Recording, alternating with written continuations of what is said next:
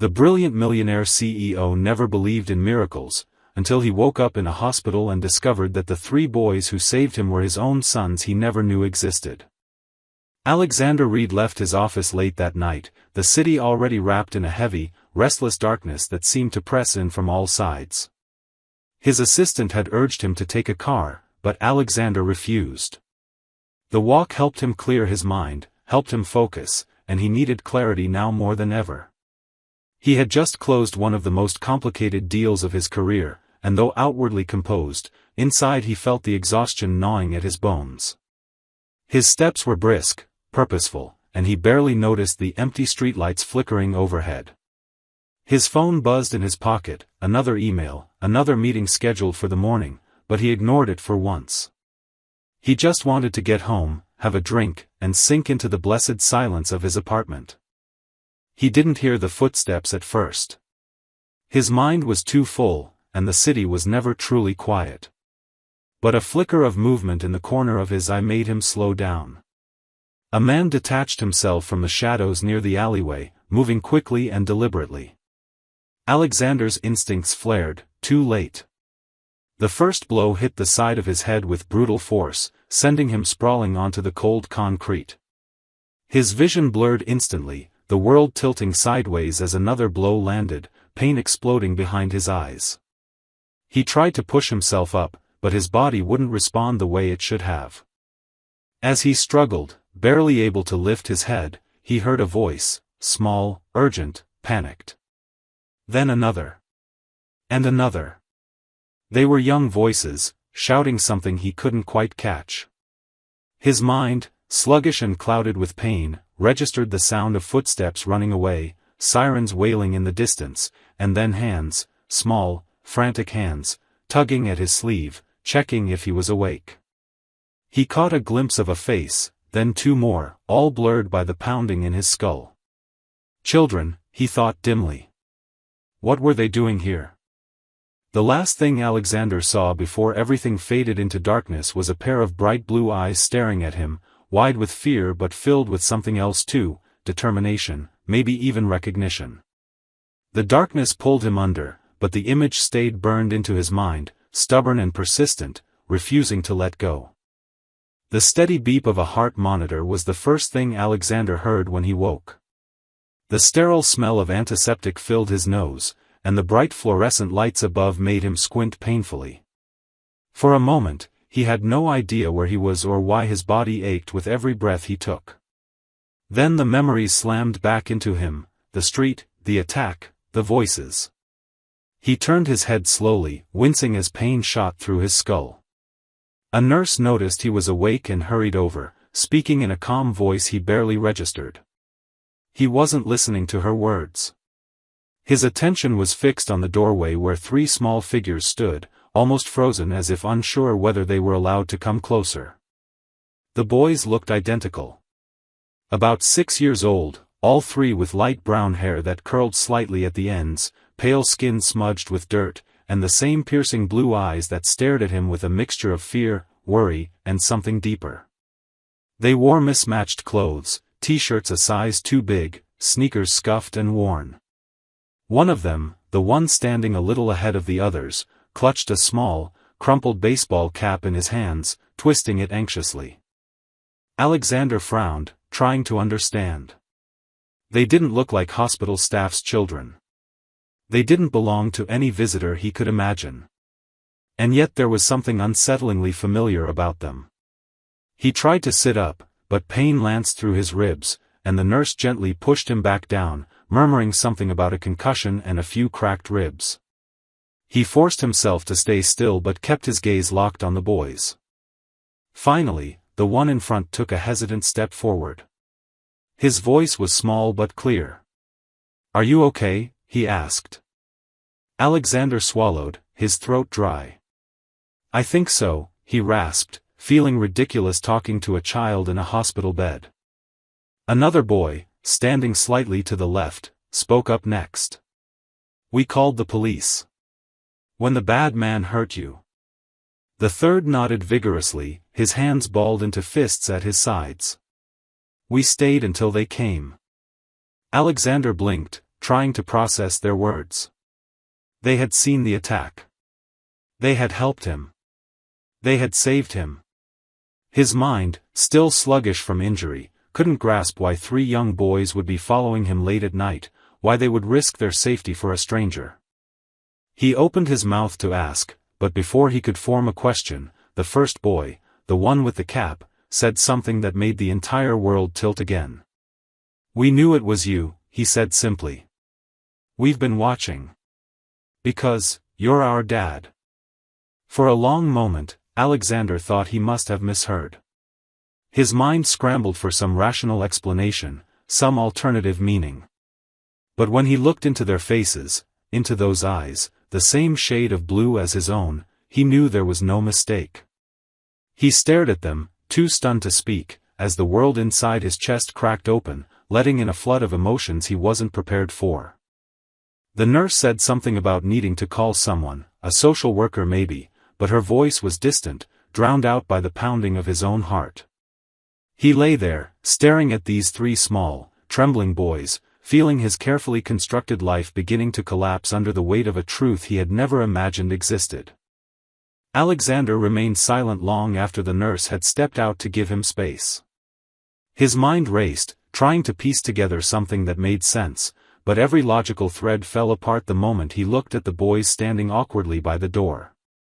They shifted their weight from foot to foot, exchanging uncertain glances, but none of them moved closer without an invitation. Finally, Alexander forced himself to speak, his voice rough. He asked their names, not because he doubted them, but because he needed something real to hold on to. The boy with the cap said his name first, standing a little taller as if trying to show he was brave. "I'm Jake." His voice was steady but soft. The second boy, the one who had spoken at the hospital earlier, said, "I'm Noah." He had a quieter energy about him, thoughtful and hesitant. The third boy, slightly smaller though it was barely noticeable, stepped forward and added, "I'm Ethan." His voice trembled just a little, but he lifted his chin like he was daring Alexander to argue. Jake, Noah, and Ethan. Names that sounded simple but suddenly carried the weight of an entire world he had never known existed. Alexander swallowed hard, his throat dry. He asked them gently how they knew him, how they had found him, and Jake, the apparent leader of the trio, explained in broken sentences that their mother had told them a little bit about him. Not much, just that he was someone important, someone she didn't want to burden with their existence. She hadn't said much, but there had been a box of old photographs hidden in the back of a closet. Photographs of Alexander smiling stiffly at business events, articles clipped from newspapers, awards with his name printed in bold black letters. Ethan chimed in, explaining how they had pieced together who he was, how they would sometimes sit outside the tall glass building where his office was and watch for glimpses of him. They had seen him walk to lunch, seen him get into his sleek black car, seen him talking into his phone with a frown. To them, he had been a distant figure, someone impossibly important, larger than life. And yet, something had drawn them to him anyway, something more than just curiosity or wonder. They had watched because deep down, they felt that he was part of them. Alexander listened, his chest tightening with every word. He tried to imagine their little bodies crouched behind benches, peering around corners just to catch a glimpse of a man who didn't even know they existed. It made him sick to think of it, the years lost, the moments missed, the birthdays, the scraped knees, the first words and first steps. All the things he had been too blind, too busy, too detached to even realize he should have been looking for. Noah pulled something out of his jacket pocket then, a small crumpled photograph. He crossed the room and placed it carefully on Alexander's blanket, looking up at him with eyes so painfully familiar it made Alexander's breath catch. The photo was old, faded. It showed a younger Alexander standing next to Emily Carter, his arm loosely around her shoulders, both of them laughing at something off camera. It was from another lifetime, a time before the weight of ambition had hardened him. The boys stared at him, waiting. Not for anger, not for explanations. They were waiting for acknowledgement, for acceptance, maybe even for love, though they didn't say it out loud. Alexander stared at the photograph, then back at the boys, and something deep inside him, something that had been locked away for years, cracked open. He didn't have all the answers yet. He didn't even know what the right questions were. But he knew one thing with terrifying certainty: these boys were his. They had found him, even when he hadn't been looking. They had saved him, first from a man in the street, and now, from the loneliness he hadn't even realized was devouring him from the inside. And he would not walk away from them. Not now. Not ever. The next morning, Alexander was discharged from the hospital with strict instructions to rest, which he immediately ignored. His body ached with every step, but he needed answers more urgently than he needed comfort. He arranged for a driver and, after ensuring the boys were safely staying at a nearby social services center temporarily, he set out to find Emily Carter. He hadn't spoken to her in years. After their sudden breakup, she had disappeared so completely from his life that it almost felt like she had never existed at all, save for the occasional memory he allowed himself late at night when loneliness crept in. But now everything was different. He had 3 sons. Sons he had never known. Sons who had risked themselves to save him without hesitation. He couldn't ignore that, no matter how complicated it made his world. It didn't take long to track her down. Money bought speed, and within hours, he had an address, a modest townhouse in a quiet, worn neighborhood on the outskirts of the city. He stood on the sidewalk for several minutes, staring up at the narrow building, wondering what he was supposed to say to the woman who had hidden his children from him. Finally, he forced himself to move. When he knocked, there was a long pause before the door creaked open.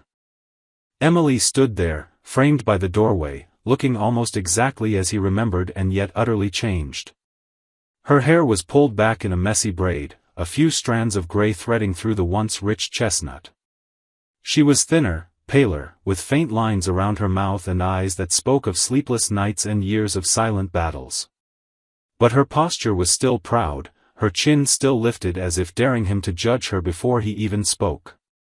For a moment, neither of them said anything. They just stared at each other, time folding in on itself, the past crashing into the present. Finally, Emily's voice broke the silence, tired but steady. "I guess you found out." Alexander nodded once, unable to trust himself to speak without anger, confusion, or worse, betrayal leaking into his words. He stepped inside without asking, and she let him, closing the door quietly behind him. They sat in the small living room, surrounded by furniture that had clearly seen better days but was kept meticulously clean. He noticed small things: the worn books on the shelf, the boys' drawings taped to the refrigerator, a broken toy soldier resting on the coffee table. "You should have told me," he said finally, his voice low, dangerous. "I know," she said, looking down at her hands.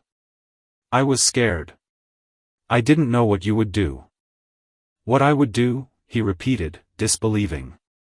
"They're my sons, Emily." "I was young," she said, voice trembling now. "And you were building your empire.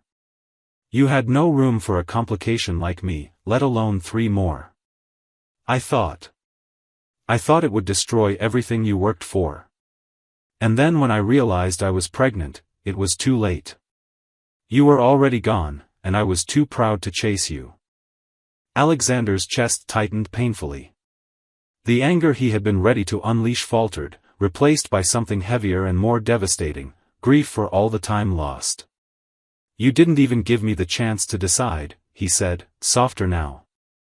"I know," she whispered. Tears glistened in her eyes, but she didn't let them fall. "I've lived with that every day." For a long time, they sat there, 2 broken people trying to find a bridge between them. Emily wiped her eyes and looked at him directly, her voice stronger. "They're good boys. They're kind. They're brave. And they deserve better than a man who only wants them out of guilt." "I don't want them out of guilt," Alexander said. He leaned forward, his elbows on his knees, his hands clenched together. "I want them because they're mine. Because they saved me when I didn't even know I needed saving. Emily's face crumpled then, and she covered her mouth with her hand, the first real crack in her armor. Alexander reached for her instinctively but stopped himself. They weren't ready for that yet. Maybe they never would be. But they could start with honesty, with something real. I want to be in their lives, he said firmly. Not because it's easy. Not because it fixes the past. But because it's the only thing that feels right. Emily nodded slowly, as if weighing the truth in his voice. Then don't disappear when it gets hard, she said quietly. Don't make promises you can't keep. I won't, Alexander said, and he meant it with a certainty that shocked even him. He wasn't walking away. Not from her. Not from Jake, Noah, and Ethan. Whatever came next, he would face it, no longer alone. The first time Alexander saw the boys outside the hospital setting, it was both more overwhelming and more natural than he expected. Emily arranged for them to meet in a small park near her home, a place with aging swings and worn picnic benches shaded by large oaks. It wasn't some grand, orchestrated introduction, but something simple, almost cautious, like testing if a bridge could hold weight before stepping onto it fully. Alexander arrived early, sitting on a bench that creaked under him, his heart pounding in a way no hostile corporate negotiation had ever managed. When he saw them coming down the path, Jake leading the way with confident strides, Noah lingering behind, and Ethan gripping a worn stuffed animal in his hands, his throat tightened painfully. They stopped a few feet away, uncertainty radiating off their small bodies. Alexander stood and gave a small, unsure wave, feeling ridiculous for how unsteady he felt. Jake stepped forward first, tossing a quick glance over his shoulder at his brothers before squaring his shoulders. You look better, he said, nodding seriously. Alexander smiled at that, a real smile, and crouched down to their level, ignoring the pull of pain in his ribs. Thanks to you three, he said. You were really brave. Noah shuffled closer, his hands tucked deep into the pockets of his hoodie, looking shy but curious. Ethan hung back, clutching his stuffed animal like a lifeline, his wide eyes fixed on Alexander as if trying to decide if he was real or just another story told to fill empty spaces. Alexander didn't rush them. He let the silence stretch, learning already that patience would be the language they trusted most. After a long moment, Noah asked quietly, Are you really, our dad? Alexander's voice almost broke when he answered. Yes. I didn't know. But now I do. And I want to be. Jake exchanged a look with his brothers, something wordless passing between them, and then, in an almost startling burst of motion, all three boys moved toward him at once. It wasn't a hug exactly, it was more like they surrounded him, a messy, awkward, perfect tangle of limbs and small bodies pressing close, as if anchoring themselves to him before he could disappear again. Alexander wrapped his arms around them carefully, feeling the slight tremble in their frames, the rawness of their hope and fear and need. His vision blurred, but he blinked hard against the sting. They spent the afternoon together, sitting on the grass, kicking a soccer ball around, laughing more than he had in years. Alexander learned that Jake liked dinosaurs and always wanted to be the leader, that Noah loved puzzles and animals, and that Ethan, despite being the quietest, was the most fiercely protective of his brothers. Every tiny detail, every slip of a smile, every fleeting glance they gave him felt like a treasure he had almost lost forever. Emily watched from a distance, sitting on another bench, her posture tense at first but slowly relaxing as the minutes stretched into hours. She didn't interfere, didn't hover. She gave them the space they all needed, trusting them to find their own way toward each other. Later, as the sun dipped low and painted the sky with streaks of gold and pink, Alexander sat with the boys at a picnic table, sharing sandwiches that Emily had packed. Jake, with the bluntness only a child could muster, asked if Alexander was going to stay forever. Alexander didn't hesitate. I'm not going anywhere, he said simply. No matter what. It wasn't a perfect afternoon. There were awkward pauses and small moments of sadness when the reality of everything they had missed hovered too close. But there was laughter too, and the kind of quiet peace that comes only when something broken begins to mend. That night, driving home alone, Alexander couldn't stop replaying every detail in his mind: the sound of their voices, the weight of their small bodies against his, the way Ethan had slipped his tiny hand into his without a word. He knew the road ahead wouldn't be easy. There would be anger, confusion, moments of fear. But there would also be love, real and fierce and undeniable. For the first time in his life, Alexander Reed wasn't afraid of building something he couldn't control. He was ready to fight for it, to stay for it, to become someone worthy of the miracle he had been given. The days that followed were some of the most challenging and transformative of Alexander's life. Integrating himself into the boys' world was not something that could happen overnight, no matter how much he wanted it to. Jake, with his boldness, tested Alexander constantly, pushing limits, demanding attention in ways that sometimes left Alexander feeling unprepared and raw. Noah was quieter but wary, often watching from the sidelines as if waiting to see if Alexander would lose patience and walk away like some half-remembered nightmare. Ethan clung closest, not speaking much but always staying within arm's reach, needing silent reassurances that Alexander wasn't just another temporary visitor in their chaotic young lives. Alexander had to learn everything from scratch. He learned that Jake hated broccoli with a passion and would try to hide it under napkins when no one was looking. He learned that Noah liked to read aloud but only if he could sit curled up in the corner of the couch, hidden behind pillows. He learned that Ethan had nightmares sometimes and that the only thing that calmed him was a soft, steady voice telling him he was safe. Alexander stumbled and made mistakes. He bought the wrong brand of cereal. He struggled to figure out how to braid a shoelace properly when Noah's came undone. He lost his patience once when Jake dared him to a race and then accused him of letting him win.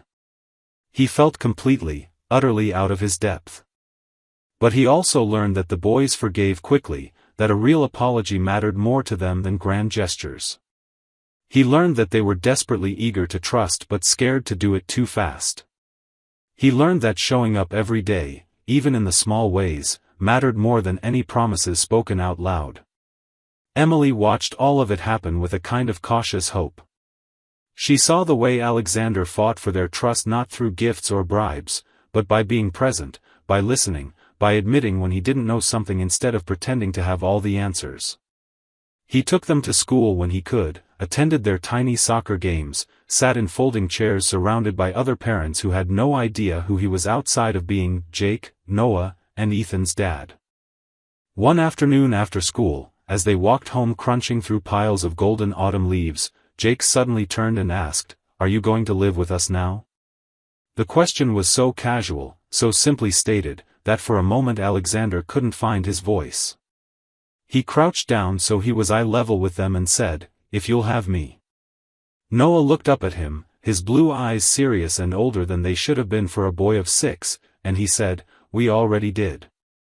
That night, Alexander sat with Emily in her small living room after the boys had fallen asleep, exhausted from chasing each other around the yard. They sat without speaking at first, sipping tea and listening to the creaks of the old house settling around them. Finally, Emily asked, "Are you sure you want all of this? It's not going to be easy." Alexander set down his mug and looked her directly in the eyes. "I've never been more sure of anything," he said. And he meant it. Every late night, every moment of doubt, every ache in his ribs from laughing too hard at something silly the boys said, it all mattered.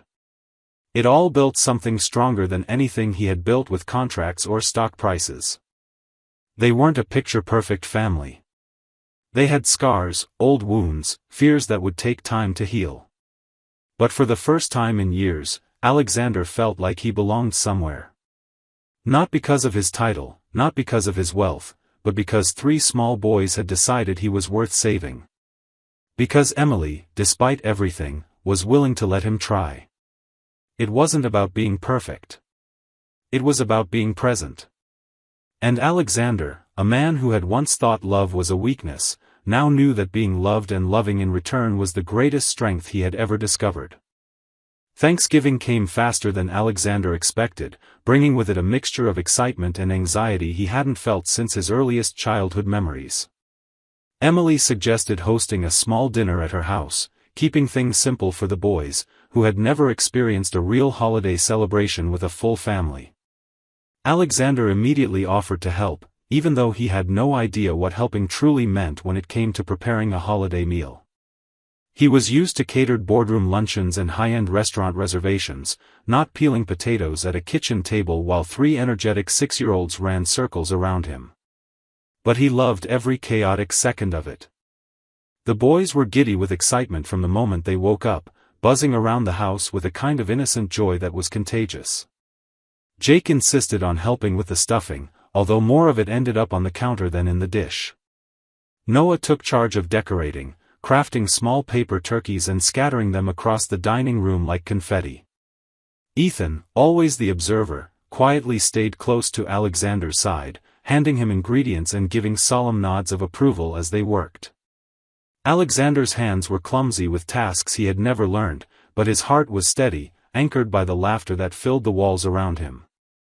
Later, when the food was finally in the oven and the boys were sprawled on the floor playing with toy cars, Alexander and Emily sat on the back porch, sharing a blanket between them to ward off the chill. She looked at him thoughtfully, her eyes reflecting the fading light of the late afternoon. "You know," she said, breaking the comfortable silence, "if someone had told me a year ago that we'd be here today, I wouldn't have believed it." Alexander smiled, not the tight, professional smile he wore for the world, but a soft, genuine smile that reached his eyes. "Neither would I." They talked about the boys, about school and dreams and little worries that seemed so small compared to the world he used to inhabit. Emily admitted how scared she had been that he would resent them, that he would see them as a burden rather than a gift. Alexander reached out and took her hand, threading his fingers through hers carefully. "They're the best thing that's ever happened to me," he said, and there was no hesitation in his voice, no doubt clouding his words. She squeezed his hand once, hard, and they sat there a little longer, not needing anything else. When dinner was served, it was imperfect and messy and absolutely perfect. The turkey was slightly overcooked, the mashed potatoes were lumpy, and Jake spilled cranberry sauce all over the tablecloth, but it didn't matter. They laughed, they told stories, and when it came time to say what they were thankful for, the boys each had something to say. Jake said he was thankful for soccer and dinosaurs and his new dad who came to his games even when it was cold. Noah said he was thankful for books and for people who didn't leave. Ethan, his voice barely a whisper, said he was thankful for family and looked directly at Alexander when he said it. Alexander felt something crack wide open inside him again, something that didn't hurt but healed. He cleared his throat, blinking fast against the sudden burning in his eyes, and when it was his turn to speak, he said simply, "I'm thankful for second chances." Emily smiled at him across the table, a small, tearful smile that held so much more than words could ever say. That night, after the boys had collapsed into their beds, exhausted and happy, Alexander helped Emily wash dishes in the quiet kitchen. She bumped her shoulder into his and laughed when he nearly dropped a plate. It was such a small, ordinary moment, but it was everything he had never realized he needed. Later, when he tucked the boys in, he knelt beside each bed, smoothing blankets, brushing hair back from sleepy foreheads. Jake mumbled something about dreaming of dinosaurs, Noah clutched a book to his chest even in sleep, and Ethan, before drifting off, whispered, "I'm glad you didn't leave." Alexander sat there for a long time after they fell asleep, watching them breathe, listening to the small, steady rhythm of their lives. He thought about the man he had been before, restless, unsatisfied, constantly chasing something he couldn't even name. Now, sitting in a small house filled with warmth and clutter and unconditional love, he finally understood. He hadn't needed more success or more wealth. He had needed this. He had needed them.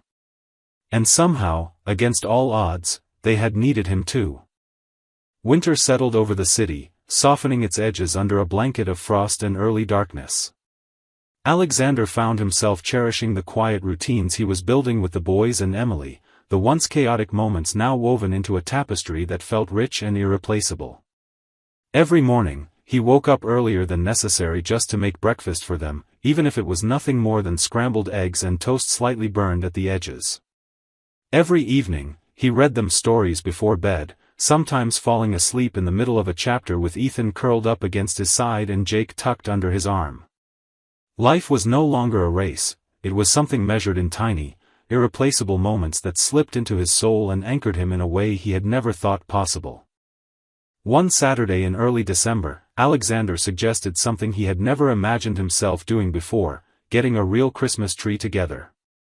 Emily agreed, though her smile was tinged with amusement at his awkward excitement. They piled into his car, the boys chattering non-stop in the back seat about which tree would be the biggest and how many ornaments it would need. At the tree lot, they ran from row to row, examining each pine and fir with the seriousness of seasoned judges. Jake argued for the tallest tree they could find, while Noah insisted on one with the most perfect branches, and Ethan, quieter but decisive, chose a smaller, slightly lopsided tree that leaned gently to one side.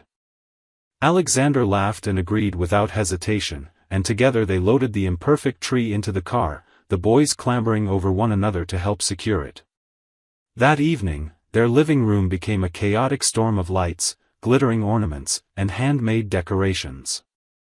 Alexander let the boys hang the ornaments wherever they wanted, even when 3 were crammed onto the same branch. He watched them with a fullness in his chest that no achievement had ever given him. Emily made cocoa in chipped mugs, and Alexander helped untangle a stubborn knot of lights, pretending to be frustrated while secretly enjoying every second.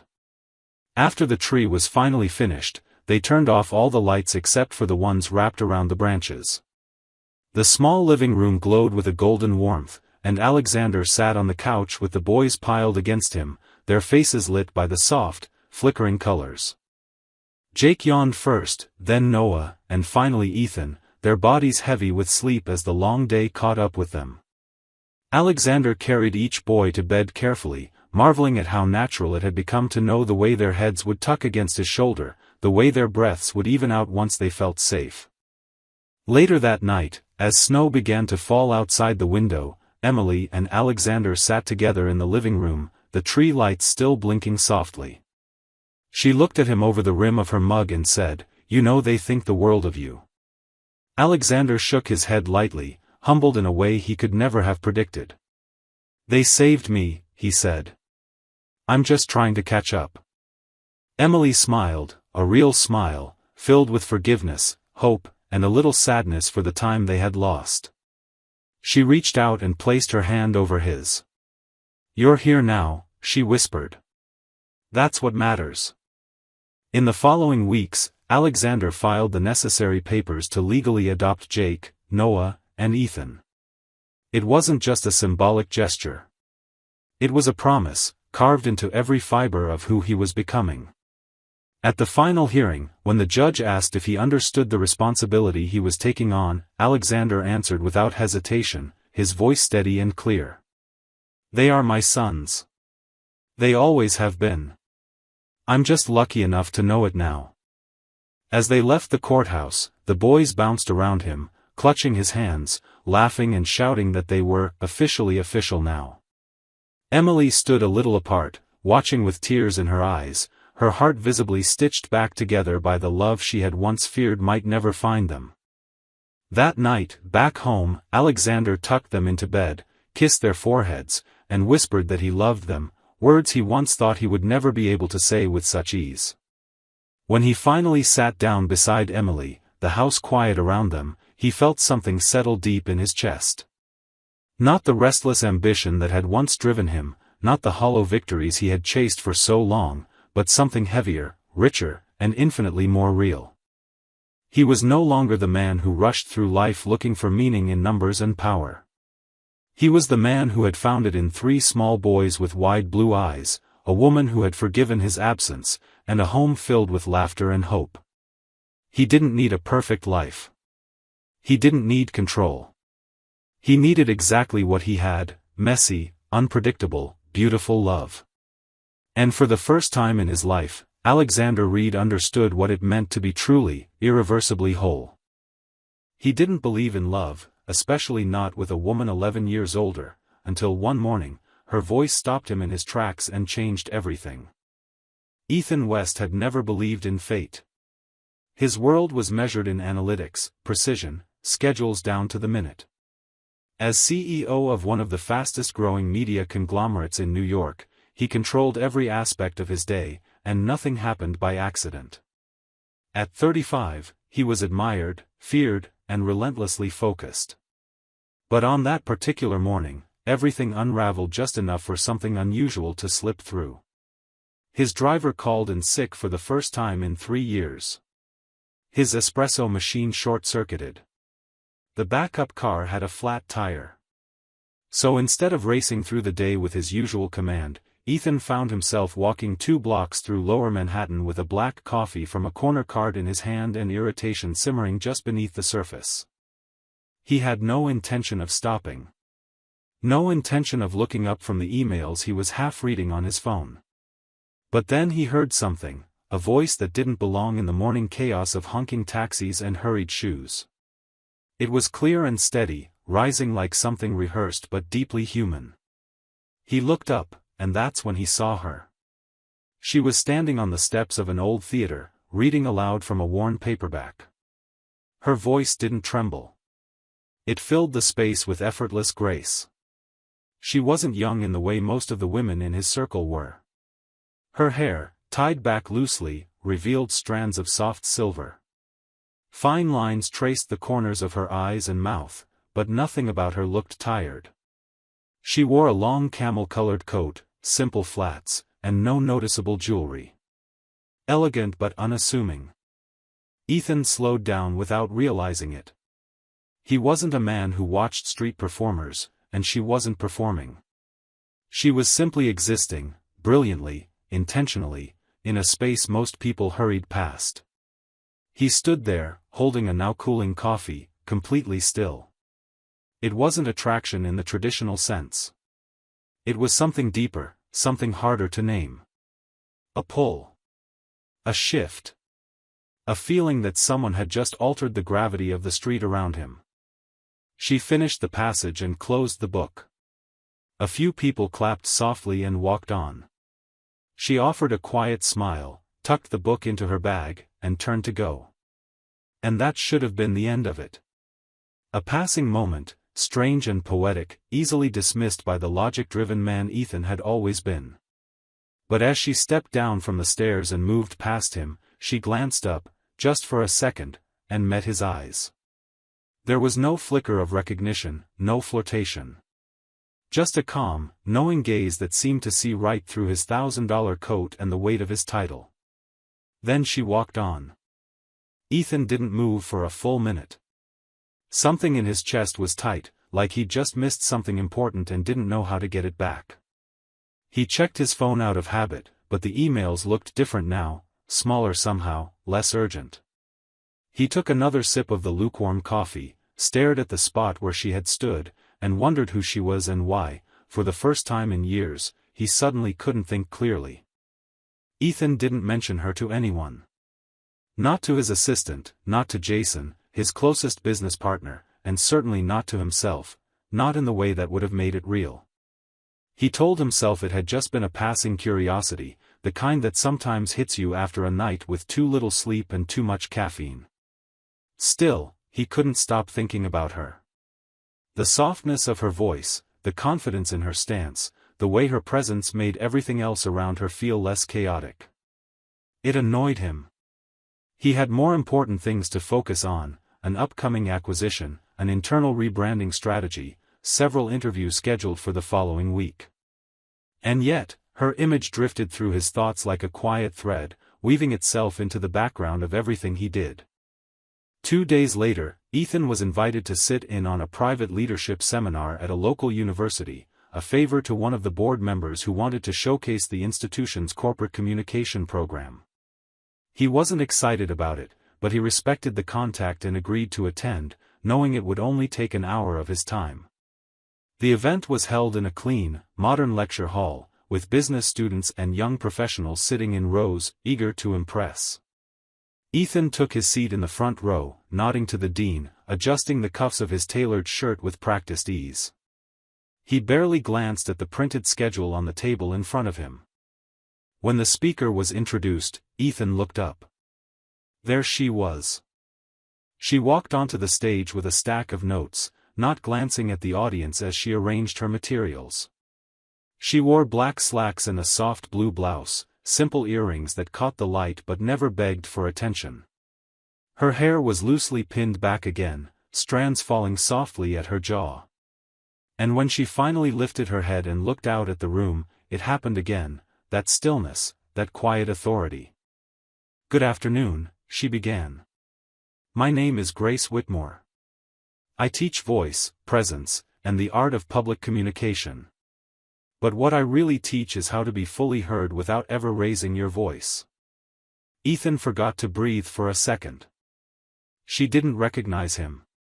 Not from the cafe, not from that quiet morning on the sidewalk. Or if she did, she gave no indication. She moved through the opening of her presentation with practiced flow and easy composure. Her voice filled the room, not with force, but with clarity and intention. She wasn't theatrical, wasn't trying to impress.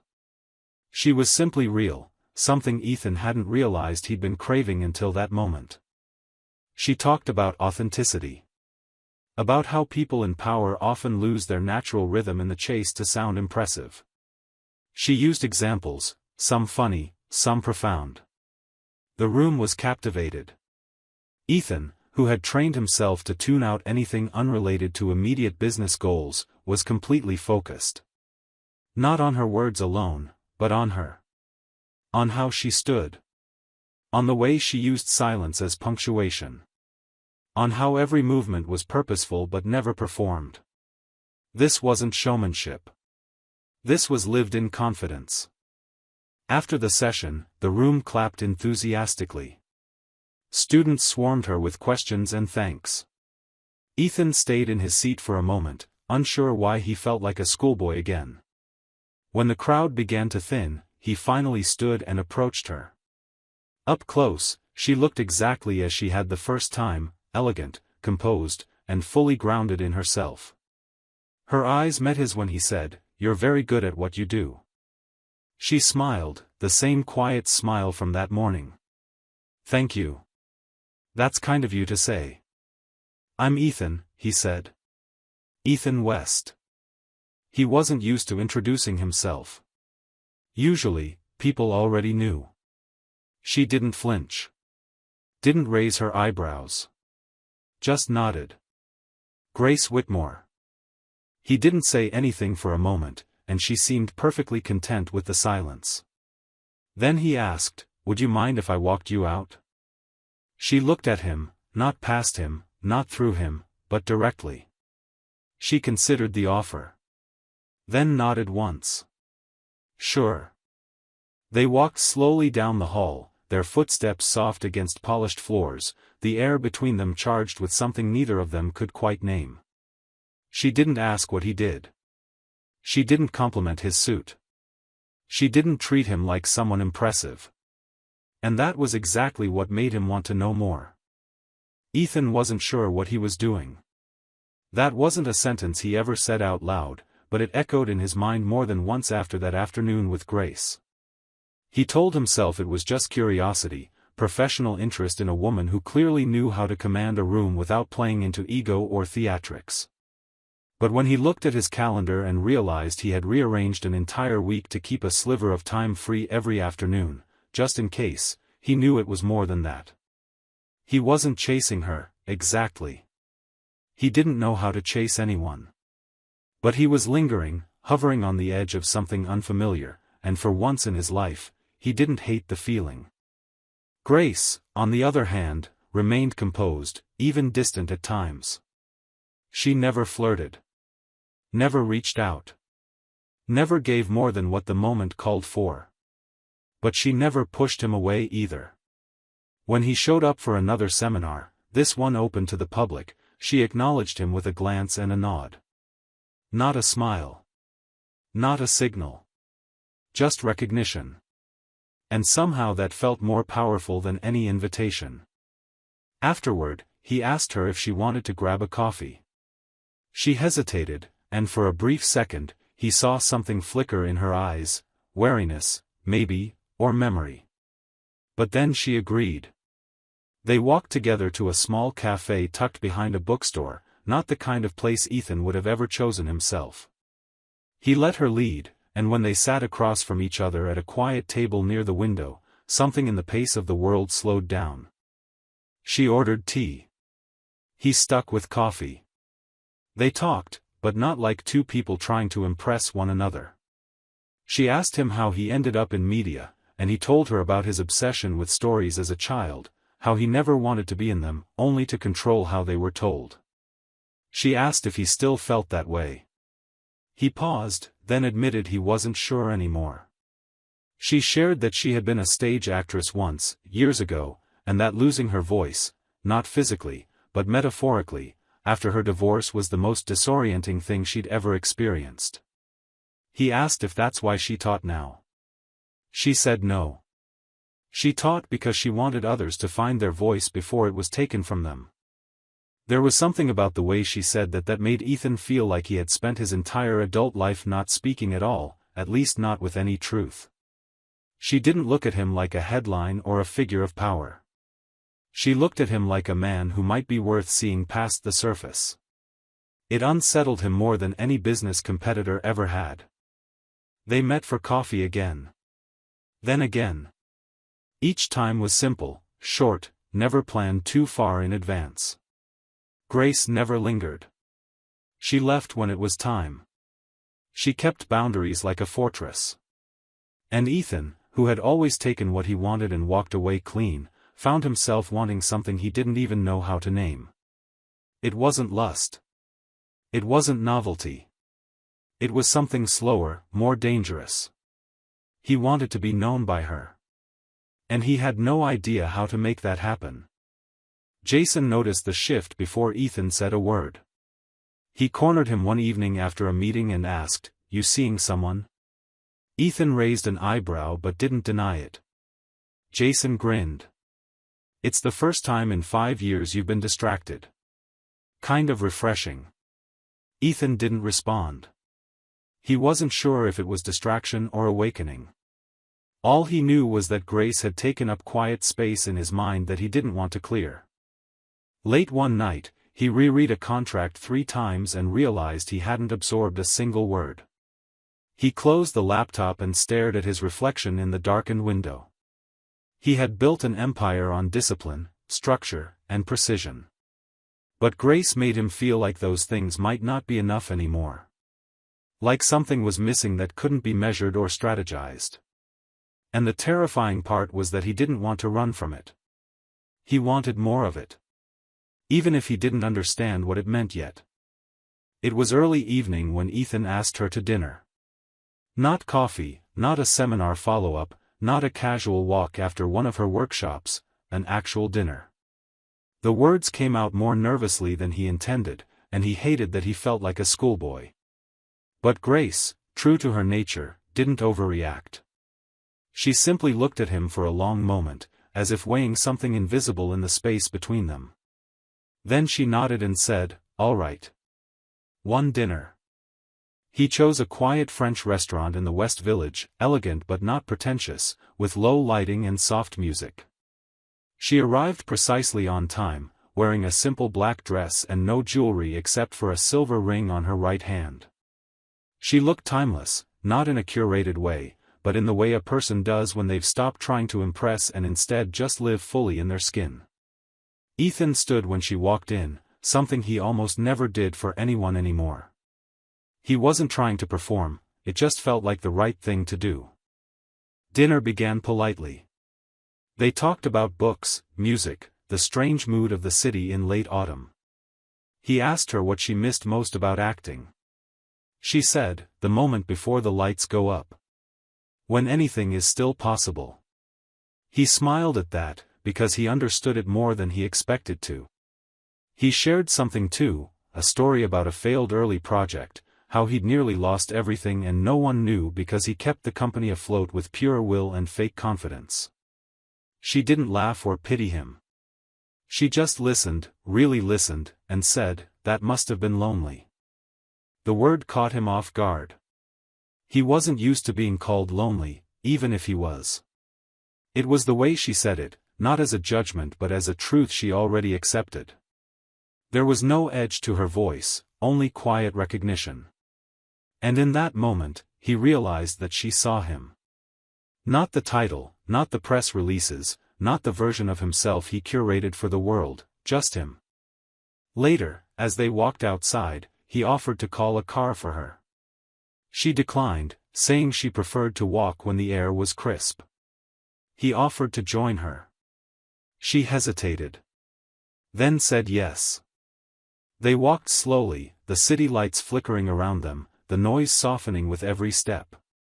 He didn't try to touch her, didn't reach for her hand, though part of him wanted to. There was too much weight in the silence between them to break it with anything physical. They talked about loss, hers was more personal. She mentioned a divorce years ago, how it taught her more about herself than the marriage ever did. She didn't say much about him, only that he hadn't understood her need for quiet. He thought silence meant I was hiding, she said. But sometimes I just didn't want to fill space for the sake of it. Ethan nodded. Most people are terrified of silence. She looked at him then, directly, and asked, "Are you?" He didn't answer right away. He thought about all the years he had drowned his own stillness with motion, meetings, deals, travel, noise. Maybe he was terrified. Or maybe he was just beginning to understand that silence with the right person could be something entirely different. "I used to be," he said finally. "Now I think I'm just learning what it's supposed to feel like." They reached the corner where their paths split. She turned to him, the wind tugging at a strand of her hair, and said, "Thank you for dinner. It was unexpected." He smiled. "That makes two of us." She didn't ask him to call her. She didn't lean in for a kiss. She just gave him a look that lingered, one full of unspoken thoughts, and then she walked away, leaving him standing on the sidewalk in a city he thought he knew, feeling something he couldn't define.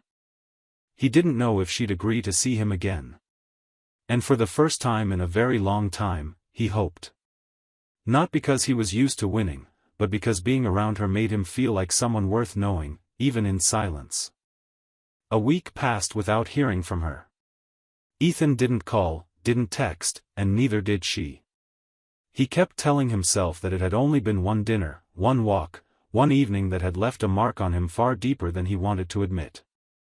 He buried himself in work, filled every spare hour with meetings and strategy sessions, flew out to San Francisco for a conference he didn't care about just to stay moving. But the silence, which used to be a safe space he retreated into, now had an edge to it. The absence of her voice, her gaze, her steady presence was too noticeable to ignore. Something about Grace had changed the way he processed time. Days felt longer, conversations felt thinner, and even success rang hollow without someone to reflect it back with the kind of honesty she gave him. When he returned to New York, jet-lagged and irritable, he walked by the same bookstore cafe where they had once sat for hours. He paused outside, unsure why his legs had brought him there. A part of him hoped he might see her again by chance, standing at the counter with her tea, tucking her book under her arm, giving him that calm, unreadable smile. But the space was quiet, and she wasn't there. He went inside anyway and sat down with a coffee he barely tasted.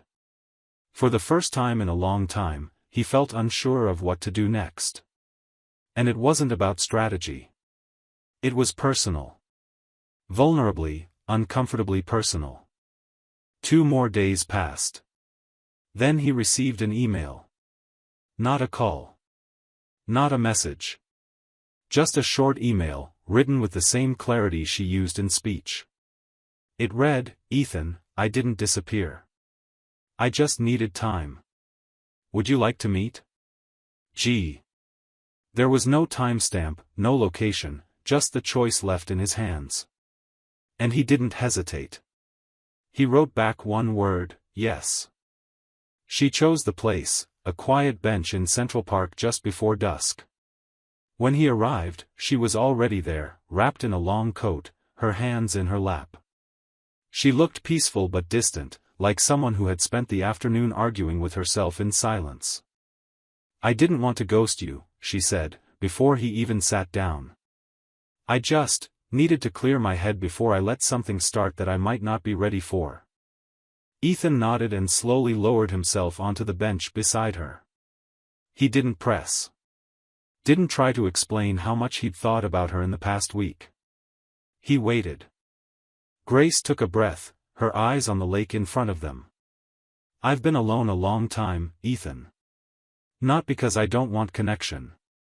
But because I stopped trusting myself to choose people who actually see me. People who stay when things get hard." "I'm not going anywhere," he said softly. She looked at him then.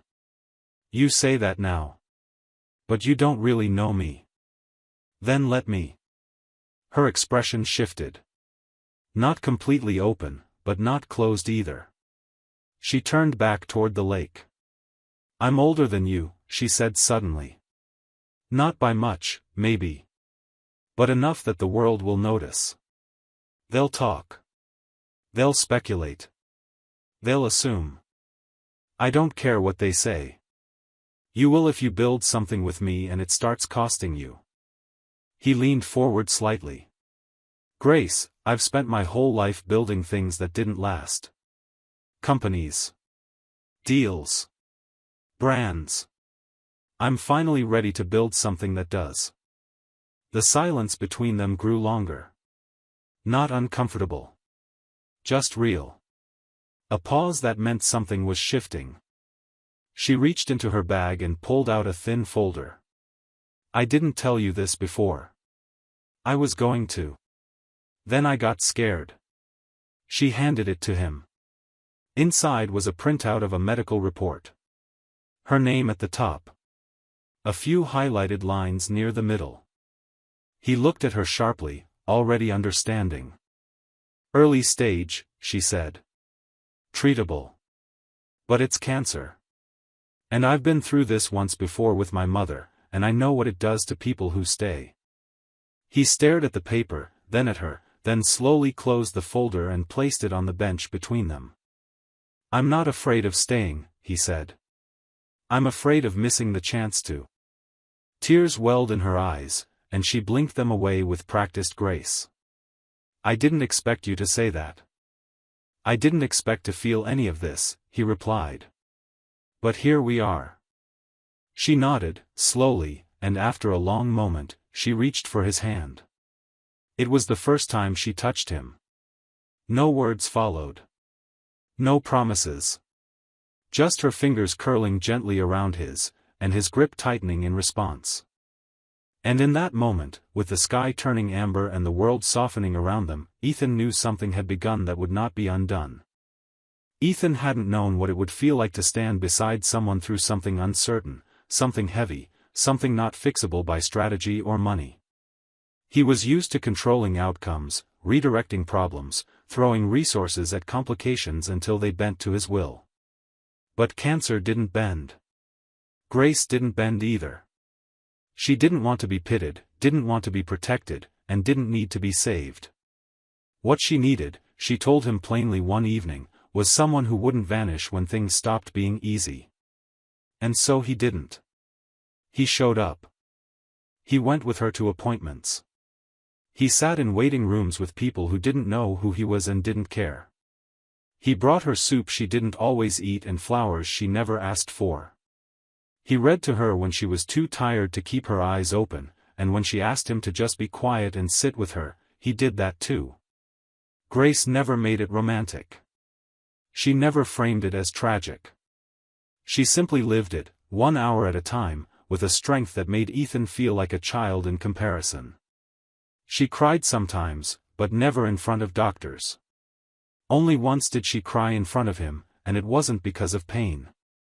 It was because her hair had started to fall out in the shower, and she stood in the mirror and said, "I don't want to stop feeling like myself." He told her she never could. He meant it. They started staying in more. She gave up her classes temporarily, which she hated. He adjusted his work schedule around her treatments without fanfare or announcement. His team noticed, of course. Jason especially. But no one said anything. Maybe they sensed that for once, Ethan wasn't playing a part or hiding behind perfection. He was simply where he wanted to be. One night, they sat on the floor of her apartment, backs against the couch, a movie paused on the screen but forgotten. She wore a soft knit cap, her eyes clear but tired. He asked her if she was scared. She didn't answer right away. Then she said, yes. But not of dying. Of being forgotten before I go. He looked at her and said the words he hadn't yet allowed himself to speak. I love you, Grace. She closed her eyes, leaned her head against his shoulder, and whispered, then remember me always. From that night on, everything changed, not in some grand, sweeping way, but in the rhythm of their days. Ethan began keeping a journal. Not for work. For her. He wrote down things she said, things she liked, things she feared and overcame. He wanted to remember the exact curve of her handwriting on post-it notes, the way she hummed to herself when she cooked, the smell of her lavender soap. He wanted to carry her with him in every form possible, no matter what came next. Eventually, the treatments began to show results. The tumor had shrunk. Her blood work stabilized. The doctors started saying things like, encouraging and manageable. Grace didn't celebrate. She said she would believe it when the scans stayed clean for 6 months. Ethan said he believed it now, not because of numbers, but because he'd watched her fight without giving up 1 inch of who she was. Spring came early that year. One morning she opened the window of her apartment and let the breeze rush in. Her scarf fluttered, and she smiled in a way he hadn't seen in months.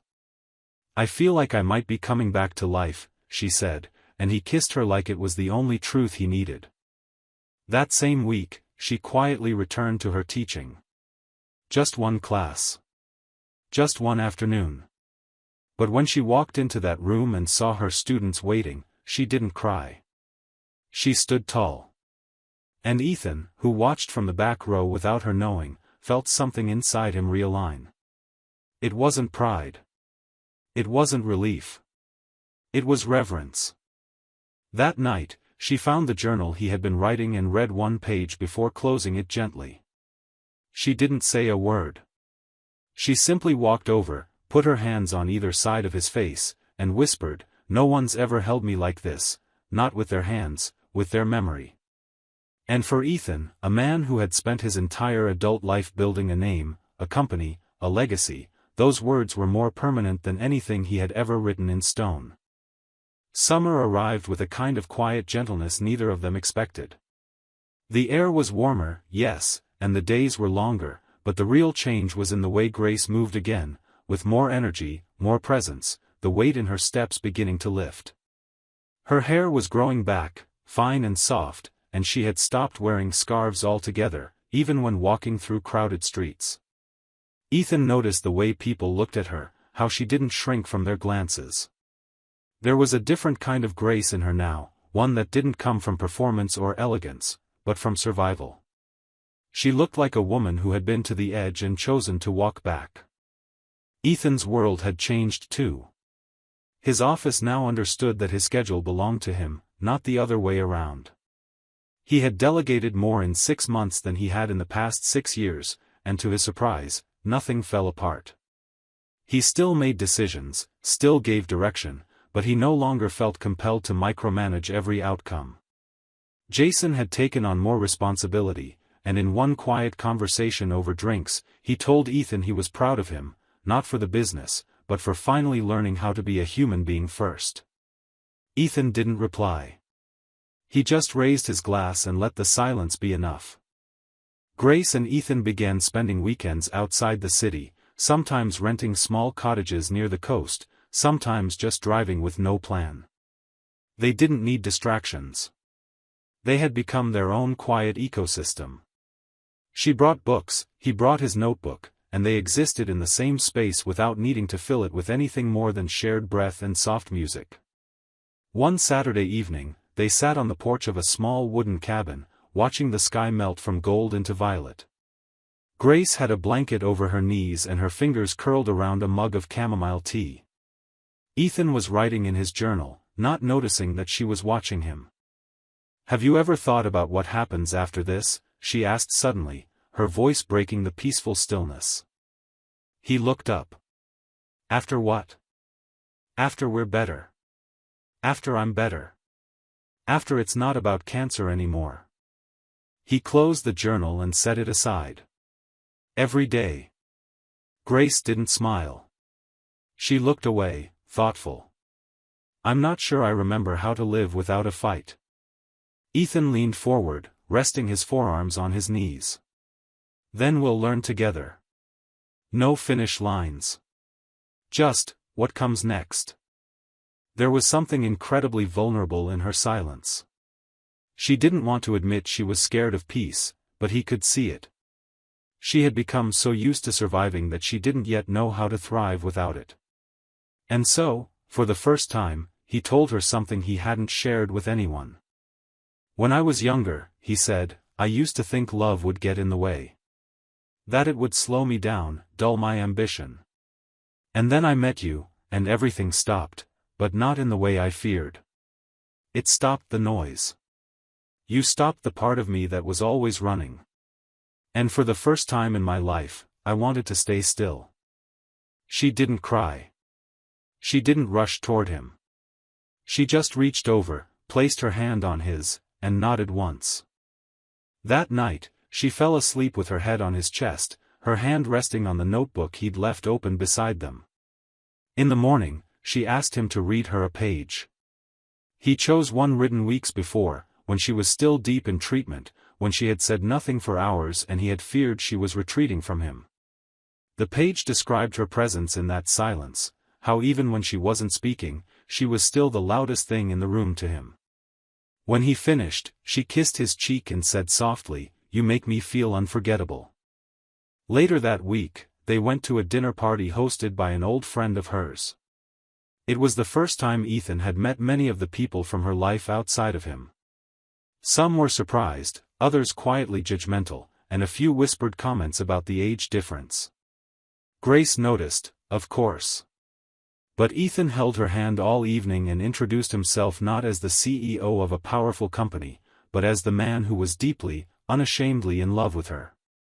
She didn't say anything about it on the ride home, but once inside, she stood in the middle of the kitchen and whispered, "Thank you for not letting them make me feel small." He shook his head. "You were the biggest person in the room." That night, for the first time, she asked him to stay. Not just for the night. For good. He didn't need time to think about it. He simply nodded, took her hand, and unpacked his things one by one. It didn't feel like moving in. It felt like arriving. Autumn came like a soft exhale, and for the first time in years, Ethan didn't feel like he was bracing for the next thing. The days grew cooler, and their lives settled into a rhythm that felt real in a way nothing before it ever had. There were no declarations, no official moments of redefining what they were to each other. They simply lived. Grace taught a few classes again, not because she had to, but because it brought her joy. Ethan began working more from home, calling into meetings from their living room, sometimes still in his t-shirt while Grace passed behind him, humming under her breath, barefoot and glowing in her quiet way. The city faded a little in their minds. Their world had become smaller and warmer and far more meaningful. On the first chilly Saturday of October, they decided to walk through Central Park, the place where so many of their unspoken truths had first surfaced. Leaves fell around them like gold confetti, and she linked her arm through his as they strolled slowly through the winding paths. They talked about small things, the books she was reading, a dish he wanted to try cooking, the color of the sky. But underneath it all, there was something heavier brewing in the silence between their words. Grace had been waiting for the results of her latest scan, and the appointment was in 2 days. Neither of them said it out loud. They didn't need to. The weight of it sat gently between their steps, acknowledged without being spoken. That evening, they made dinner together, laughing when he burned the garlic and she splashed wine all over his shirt. They played music too loud and danced in the kitchen like two people trying to outrun time. But when the plates were washed and the lights dimmed, Grace sat beside him on the couch and asked quietly, "Do you ever think this could end suddenly?" He didn't answer immediately. He looked at her, really looked, and saw not just the woman he had fallen in love with, but the one who had taught him how to stand still and feel everything. Then he said, "Yes. That's why I don't waste a second of it." 2 days later, the results came back clear. No signs of progression. No evidence of disease. Grace cried in the car. Not loud, not dramatic, just a soft letting go of breath she hadn't realized she was holding. Ethan took her hand and held it all the way home. They didn't celebrate with champagne or big announcements. They sat on the couch and watched the same movie they had started and never finished months ago. She fell asleep halfway through with her head on his chest, and he didn't dare move for fear of waking her. The next morning, he wrote her a letter. He didn't give it to her right away.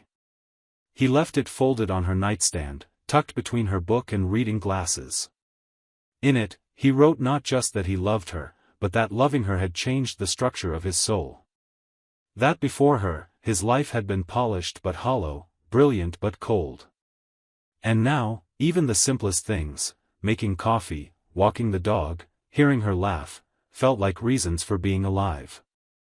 A week later, they hosted a small dinner with just a few close friends. Ethan stood up after dessert and told a story about the first time he'd seen Grace reading on the theater steps. Grace, red-cheeked, shook her head like she was embarrassed, but she smiled the whole time. When he finished, he looked around the room and said, "I used to think power was about how many people knew your name. Now I think it's about who you become when no one's looking, and who you love when you finally let yourself be known." That night, as they cleaned up together, Grace asked, "So, what comes next?" Ethan looked at her and said, "Tomorrow. That's all I want. And the day after that, if we're lucky." He didn't propose. She didn't ask him to. There were no big gestures, just a quiet certainty between them that this was it. That what they had built, through sickness, doubt, silence, and rediscovery, was already the kind of forever people dream of but rarely get to live. And even if time wasn't guaranteed, the love they created in it was whole. Unapologetic. Unshakable.